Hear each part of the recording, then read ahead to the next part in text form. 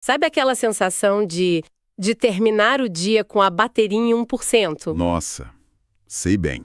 Você trabalhou, correu, resolveu mil coisas, mas parece que não saiu do lugar. E a alegria ficou para depois, sabe? Para um depois que nunca chega. Totalmente. É o grande paradoxo do nosso tempo, né?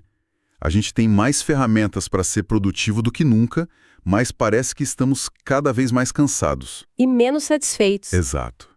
A gente vive numa esteira de alta velocidade e a sensação é que se a gente pular fora, o mundo continua sem a gente. É exatamente isso. E, olha, para a gente conversar sobre essa angústia, a gente vai usar um material bem inusitado hoje. Ah, é? É a transcrição de um sermão do pastor José Roberto Limas da Silva, de janeiro de 2026, e a ideia central dele me pegou de um jeito. O que seria? Ele sugere que, lá no texto de Gênesis, na história da criação, existem pistas, quase um manual de instruções, assim, sobre como ter uma vida mais equilibrada. O que é uma abordagem fascinante. E só para alinhar, né? A nossa conversa aqui não vai ser uma análise teológica ou uma aula de religião. Não, de forma alguma. A ideia é usar essa narrativa antiga, super conhecida na nossa cultura, como uma grande metáfora. É pegar esses princípios que o autor extraiu e ver como eles se aplicam hoje. Aos nossos dilemas de burnout, de falta de propósito. Isso. É quase como olhar para um mapa antigo para tentar encontrar um caminho novo. Perfeito. É isso. Então, vamos ao que interessa? A primeira grande ideia, a primeira atitude que o sermão propõe para a gente quebrar esse ciclo de exaustão é surpreendentemente simples, mas, nossa, brutalmente difícil. E qual é? Terminar o que a gente começa. Parece óbvio, né? Mas se a gente for honesto, quantos de nós temos um verdadeiro cemitério de projetos inacabados? Nossa, nem me fale. Um livro que parou na página 50, aquele curso online que não passou da segunda aula, a gaveta que a gente ia arrumar no fim de semana. A minha lista é longa. E o autor vai direto na ferida. Ele usa a passagem de Gênesis, que diz que Deus acabou a sua obra. A palavra-chave é essa: acabou. Não ficou um detalhe para depois, não foi um tá bom por enquanto, foi uma conclusão. E a consequência de não fazer isso? Exato. Segundo ele, a inconclusão gera frustração. Esse ciclo de começar, parar, começar de novo, vai minando a nossa confiança na nossa própria capacidade. E essa frustração é corrosiva. Cada projeto abandonado vira um pequeno lembrete de uma falha. Pois é. O sermão até usa uma imagem muito forte de um texto do livro de Lucas sobre um agricultor que põe a mão no arado, mas fica olhando para trás. Sim, eu lembro dessa parte. A metáfora é clara. Se você não focar no suco que está abrindo à sua frente, o trabalho desanda, a linha sai torta, nada avança. É uma imagem poderosa sobre o foco. Mas peraí, isso me gera uma dúvida. Terminar por terminar não pode ser uma armadilha? Como assim? Sabe aquela história do custo afundado? De continuar investindo tempo e energia em algo que a gente já percebeu que não vai dar em nada? Não é mais sábio abandonar o barco? Excelente pergunta. E essa é a nuance que o sermão explora. Não se trata de uma teimosia cega. Ah, bom. A chave não está no ato de terminar a qualquer custo, mas na intencionalidade desde o começo. O autor fala em planejar as coisas com o que ele chama de um horizonte conclusivo. Um horizonte conclusivo. Gostei do termo. Ou seja, antes mesmo de começar, você já visualiza o fim. Você se compromete com projetos que são realistas, que fazem sentido. Que você tem os recursos para levar até o fim. Exatamente. É uma troca de mentalidade. Em vez de sair atirando para todo lado, você escolhe as suas batalhas. Entendi. Então é menos sobre não desista nunca e mais sobre comece coisas que valem a pena ser terminadas.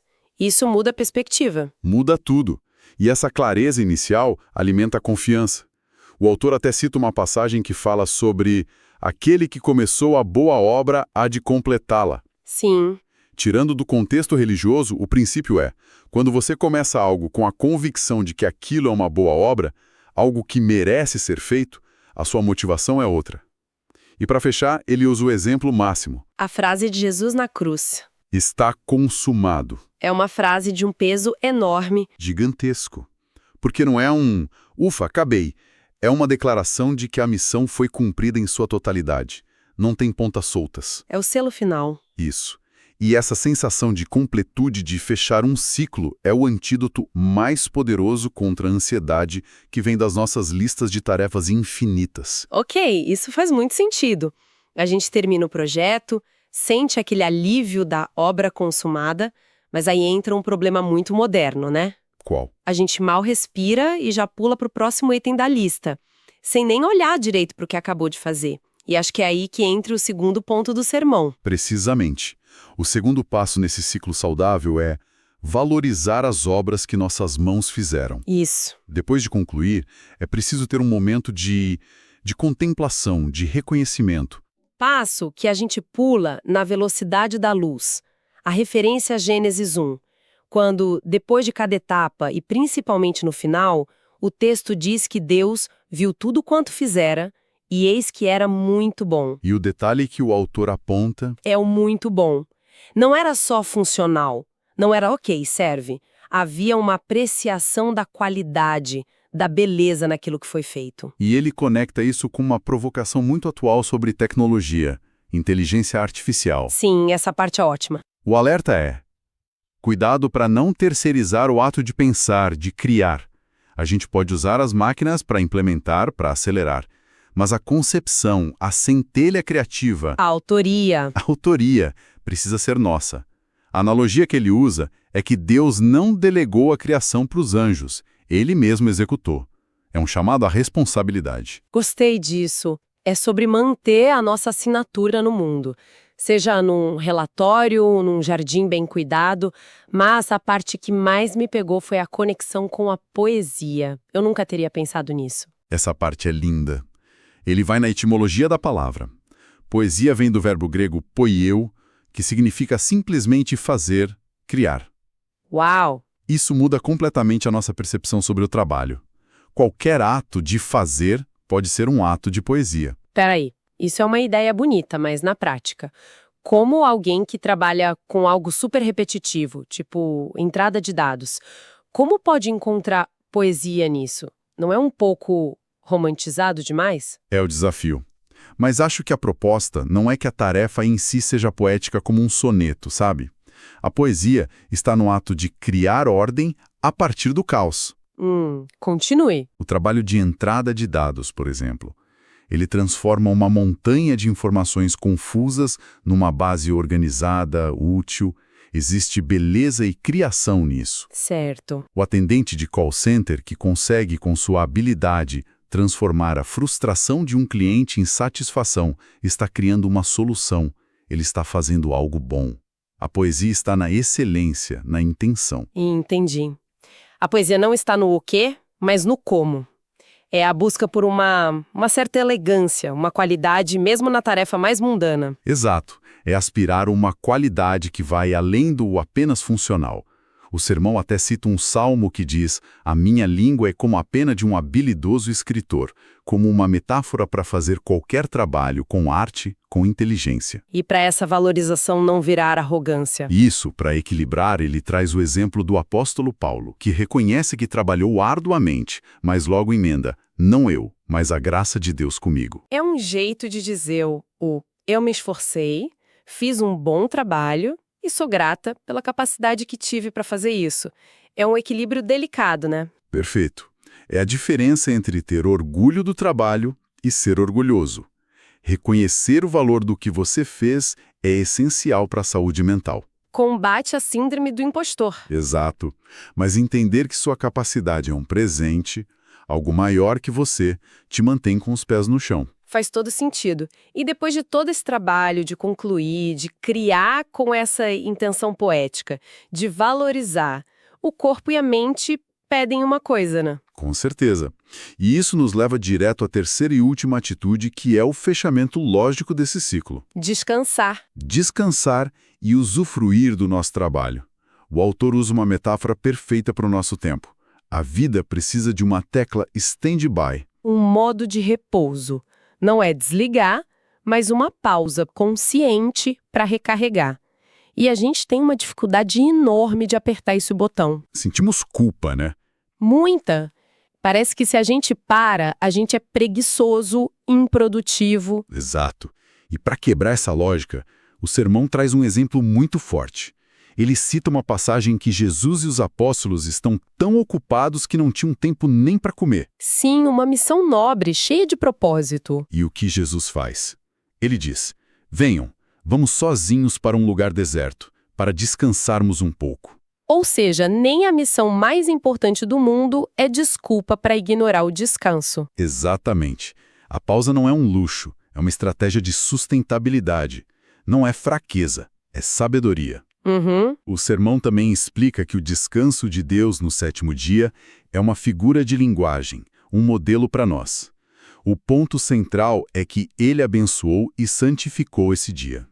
Ele elevou a pausa a um princípio sagrado. Mas me diz uma coisa, o que é descansar de verdade nesse contexto? É só parar de trabalhar e ficar, sei lá, rolando o feed do celular por 2 horas? Porque isso cansa mais. Ótimo ponto. E o sermão faz essa distinção crucial. Não se trata apenas de parar de trabalhar. Trata-se de ativamente usufruir dos resultados. Ah, essa é a chave. É a diferença entre a ausência de atividade e a presença de celebração. Rolar o feed é passivo. Usufruir é ativo. É saborear a refeição que você preparou, ler o livro que você comprou, ter uma conversa de qualidade com a família. É uma mudança de mentalidade. O descanso não é fuga, é recompensa. Exato. E o autor fecha esse pensamento com uma citação que, para mim, amarra tudo de forma espetacular. É do livro de Eclesiastes. Qual é? Soa quase como uma ordem.